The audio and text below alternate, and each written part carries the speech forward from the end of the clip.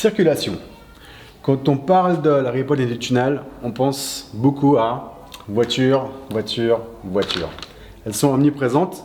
La place du tunnel doit son nom à la présence d'un tunnel, qu'on imagine toujours étant un tunnel pour les voitures. Mais comme certains des jeunes qui ont participé au processus à travers des ateliers ont indiqué, mais pourquoi on ne l'appelle pas la place des tunnels? Parce qu'après tout, il y a aussi un tunnel piéton à la place de deux tunnels. Donc, bonne question. Un des grands enjeux sur lequel plus ou moins tout le monde s'accorde, c'est de redonner la part belle de ces deux places et aussi des rues qui les rattachent aux piétons. Là, on voit sur cette carte qui a été produite pendant un des workshops, où un participant a indiqué en jaune toutes les places qui sont dédiées à la voiture. Et on se rend compte quand même, à travers cette place qui est quand même basée sur des impressions, que la voiture domine, en tout cas dans l'image, mais ce n'est pas que dans l'image, et on va le voir un peu plus tard. Donc l'enjeu, pas assez de passage pour les piétons, une place fragmentée qui est caractérisée dans l'esprit des petits avant tout par des passages cloutés qui permettent de rallier différents îlots qui sont un petit peu séparés. Typiquement la Grenette séparée par la route du parking pour aller sur la place de la Riponne.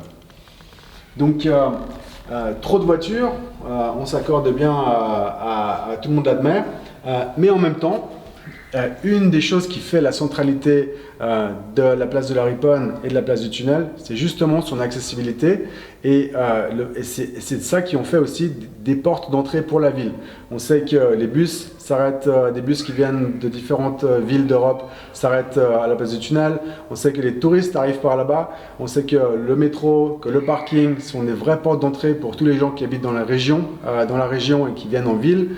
On a en plus un parking qui va pas disparaître d'ici demain. Il y a un bail pour encore au moins 50 ans. On nous dit que, donc le représentant des parkings de la Riponne nous dit, nous avons 5000 voitures le samedi, nous manquons de place. Donc il y a une réelle demande pour ça. La voiture ne va pas disparaître. Comment concilier la présence de la voiture et tout en redonnant la place aux piétons? C'est la grande question qu'on se pose. Au-delà de ça, donc c'est juste une petite image qui montre bien la place qui est en ce moment donnée à la circulation. Donc la place de la Riponne avec du monde ici, les accès parking, le parking qui est là, et ici c'est la route du tunnel. Donc on voit qu'il y a quasiment autant de voies de circulation que de places pour l'appropriation du public. Une question aussi qu'on parle d'accessibilité, c'est celle de toutes les personnes à mobilité réduite.